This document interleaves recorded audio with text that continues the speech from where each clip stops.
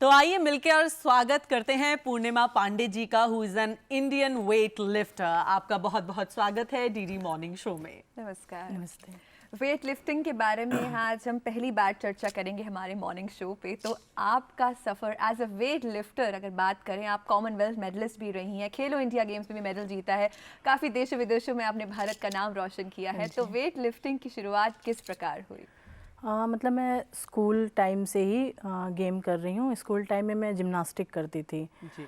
तो जिम्नास्टिक करते करते मतलब जब एज ज़्यादा हुआ, फिर मेरा वेट भी गेन हुआ, हाइट भी ज़्यादा हो गई। जिम्नास्टिक में थोड़े हल्के फुल्के लोग मतलब रहते हैं। फिर मतलब मैं देखती थी मेरे सीनियर्स थे, साथ में व्यायामशाला था एक, तो वहाँ वेट लिफ्टिंग भी होता था और पावर लिफ्टिंग।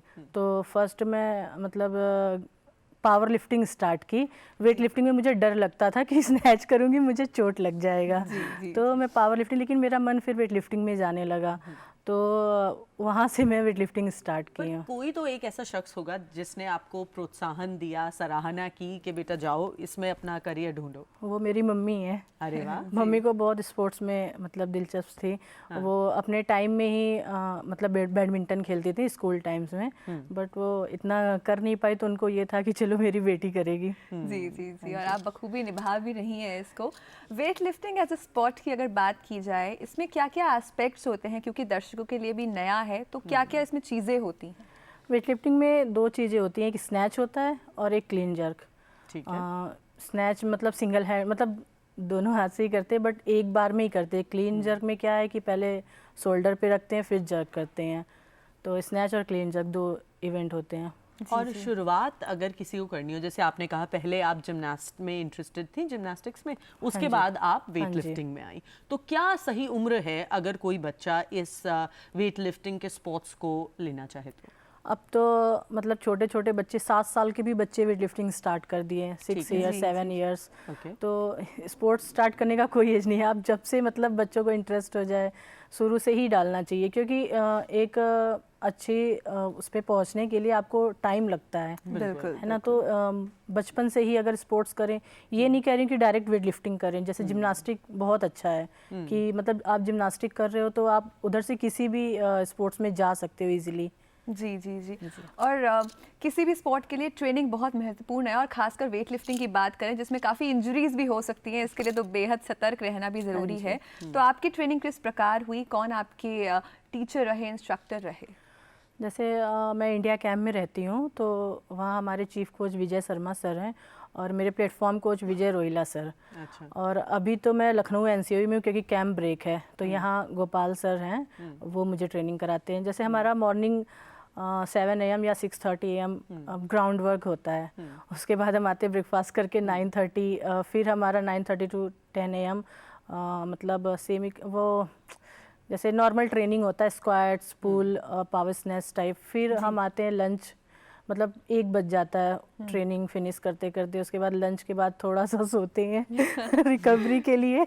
उसके बाद हमारा 3:30 फिर ट्रेनिंग होता है, जिसमें क्लासिकल ट्रेनिंग जो मेन इवेंट होता है, स्नैच, क्लीन जर्क, तो 3 टाइम ट्रेनिंग होता है। मतलब देखिए, आप पूर्णिमा बनारस से ताल्लुक़ रखती हैं, वाराणसी से आप आई और आज इतनी बार आप चैंपियन रह चुकी हैं, आपको फेलिसिटेट किया है आप ही के प्रदेश उत्तर प्रदेश के सीएम योगी जी ने भी। तो ये जो यात्रा रही आपकी, कौन सी ऐसी चीज़ें हैं जो आप निरंतर रूप से करती रही कि जिसने आपको आगे बढ़ने की जो ऊर्जा है वो आपके अंदर बरकरार रखी?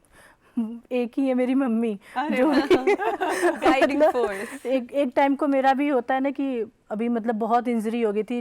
लास्ट नेशनल में भी मेरे एंकल पे वेट गिर गया था। स्नैच इवेंट ख़त्म करते करते लास्ट लिफ्ट में फिर मैं क्लीन जर्क नहीं कर पाई। तो मतलब ये होता है, मैं कहती बहुत पेन है, बहुत वो है, कोई बात नहीं, तुम रिकवर कर जाती हो, फिर से करोगी। और आपको अभी बैक इंजरी भी है, उससे भी आप अभी रिहैब कर रहे हैं। तो जब इंजरी हो जाती है तो फिर किस तरह अपने आप को आप मोटिवेट करते हैं कि नहीं अभी आगे बढ़ना है? क्योंकि कोई भी इंजरी होती है ना, तो उससे ज़्यादा ये होता है ना कि मुझे मेडल लेना है। ये अगर मैं इंजरी को अपने ऊपर हावी होने दूंगी ना, तो फिर आगे ट्रेनिंग नहीं कर सकती। डॉक्टर बहुत वो करते कि मत करो अभी कुछ दिन, जी जी जी करके मतलब। लेकिन हमारे साथ हमेशा एक फिजियो होते हैं, उनका बहुत महत्वपूर्ण रोल है हमारी लाइफ में। अगर फिजियो ना हो ना तो मतलब हम नहीं कर सकते, क्योंकि वेट लिफ्टिंग में हर एक चीज़ के लिए हमें स्ट्रेंथ के लिए हर एक चीज़ के लिए उनकी नीड होती है।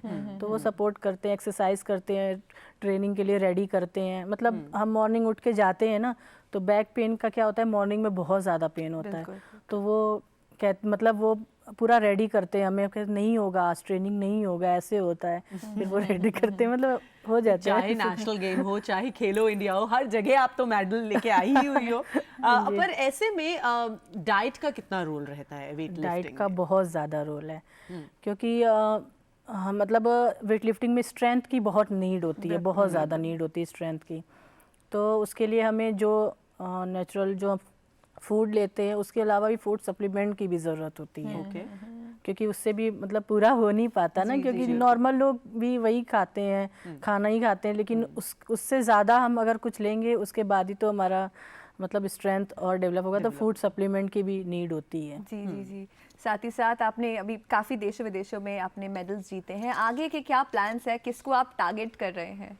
आगे अभी हमारा कॉमनवेल्थ चैम्पियनशिप आ रहा है, जिसमें कॉमनवेल्थ गेम्स का क्वालिफाई इवेंट होता है वो, तो उसके लिए। और भारत के भविष्य की बात करें अगर वेट लिफ्टिंग की खासकर, तो बीते कुछ वर्षों में काफ़ी मेडल्स भी आए हैं, तो what is the future of weightlifting in our country? अभी मीराबाई चानू को आप देख रहे हो, अभी हाल में ही 4-5 दिन पहले बिंदिया रानी है वर्ल्ड चैम्पियनशिप में, मतलब वर्ल्ड कप में फर्स्ट मेडल है वेट लिफ्टिंग का। तो पहले पिछले समय में वेट लिफ्टिंग में किसी का मेडल ही नहीं आता था, 4-5 साल पहले। जी।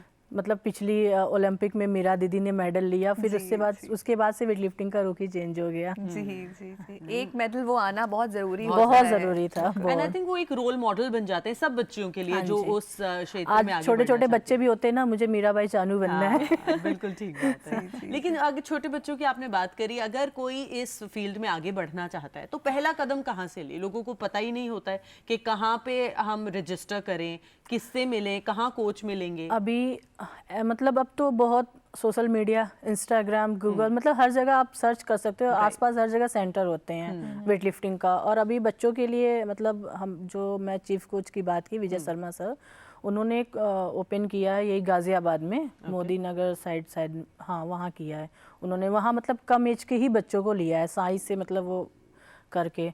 तो मतलब अब तो इतना गवर्नमेंट भी बहुत ज़्यादा करे छोटे बच्चों के लिए भी, मतलब कितने सारे इवेंट हो गए। पहले तो गिने चुने नेशनल्स होते थे और 4 साल में नेशनल गेम्स होता था, बस। अब तो खेलो इंडिया रैंकिंग, वुमेन्स के लिए अलग रैंकिंग, मतलब बहुत सारे कंपटीशन। आप खुद ही एक रोल मॉडल हो और आपको ये भी सौभाग्य प्राप्त हुआ कि आप हमारे माननीय प्रधानमंत्री से भी मिली। वो कैसा अनुभव रहा? काफ़ी अच्छा अनुभव रहा है वो, मतलब पीएम मोदी जी जो है, मतलब इतने हंसमुख हैं, मतलब खुद तो हंसते हैं, सबको भी हंसाते हैं, मतलब मस्ती मजाक, लगता ही नहीं है कि वो हमारे मतलब देश के पीएम। इतना मतलब हम पीएम नाम से ये होता है कि बहुत स्ट्रिक्ट होंगे, ऐसे होते, पर ऐसा कुछ नहीं है। तो अभी वेट लिफ्टिंग की बात करें तो अभी जो आपका मेडल वाला, आपने कितना वेट आप लिफ्ट कर लेते हैं और कितने वेट से ट्रेनिंग करते हैं? मतलब मेरा हाईएस्ट स्नैच मैक्सिमम 110 है और क्लीन जैक 135 है, तो 245 है। तो मतलब हम दोनों का वेट आप एक साथ उठा सकते हैं। कोशिश करूंगी। तो आप लोगों को रॉड भी लगाना पड़ेगा। और पर आपका टारगेट क्या है? टारगेट अभी तो मेरा कॉमनवेल्थ गेम्स है। ओके, कॉमनवेल्थ गेम्स तो उसके लिए कैसी तैयारियां चल रही हैं? कोई विशेष तैयारी के बारे में आप जिक्र करना चाहेंगे? बस अभी तैयारी चल रही है, नॉर्मल चल रही है, क्योंकि एंकल में चोट अभी हाल में ही लगा जनवरी में, तो वो अभी रिकवर अच्छे से हुआ नहीं है। तो मतलब अभी मुझे 1-2 कंपटीशन छोड़ना पड़ा, क्योंकि मैं वॉक करने के लिए भी प्रॉब्लम हो रहा था। रिहैब कर रही हूँ। तो अभी कोई जेंडर स्पेसिफिक स्पोर्ट है? क्योंकि हमने हमेशा मेल्स को देखा है वेट लिफ्ट करते हुए। Is it a gender specific sport? ऐसा कुछ नहीं है। मतलब पहले के टाइम में, अब तो नॉर्मल लोग भी जिम करते हैं, सबको मतलब ये होता है कि हाँ अपना फिटनेस रखना है, लेकिन पहले था पहले ये था वेट लिफ्टिंग करोगे लड़कों जैसे हो जाओगे, फेस ऐसे हो जाएगा, बॉडी ऐसा हो जाएगा। आई थिंक ये बहुत मिथ्स हैं। और अगर मैं आपका इंस्टाग्राम भी देख के आई हूँ, आप तो बड़ी सुंदर सुंदर ड्रेस पहन के उसमें पोज करके हुए फोटो लगाई हुई है आपने, तो आई थिंक ये भी कहीं एक मिथ बस्ट करता है कि लोग सोचते हैं कि अगर आप वेट लिफ्टिंग कर रहे हो तो बस आप तो पूरे दिन पैंट शर्ट और लोअर्स में ही दिखोगे, आप तो लिपस्टिक और मेकअप से बहुत कोसों दूर होगे, पर ऐसा है नहीं। मेकअप का जैसे अभी हमने देखा ना, मुझे भी बहुत शौक है मेकअप का, बट हम कर नहीं पाते क्योंकि जैसे क्या है ना कि वेट लिफ्टिंग करने के टाइम एक तो हमारे पास टाइम नहीं होता। हम तो ये सोचते हैं 5 मिनट और मिल जाए सो लूं मैं। मॉर्निंग टाइम में ज़्यादा ये होता है कि 5 मिनट और मिल जाए, 5 मिनट अलार्म बंद करके 5 मिनट का वो करके सोते थे। बात करते करते समय गुजर गया, पर अभी भी लग रहा है 5 मिनट और मिल जाए। लेकिन समय की नज़ाकत को ध्यान में रखते हुए आपसे विदा लेनी होगी। आप हमारे साथ जुड़ी, अपना एक्सपीरियंस साझा किया, बहुत बहुत धन्यवाद। धन्यवाद।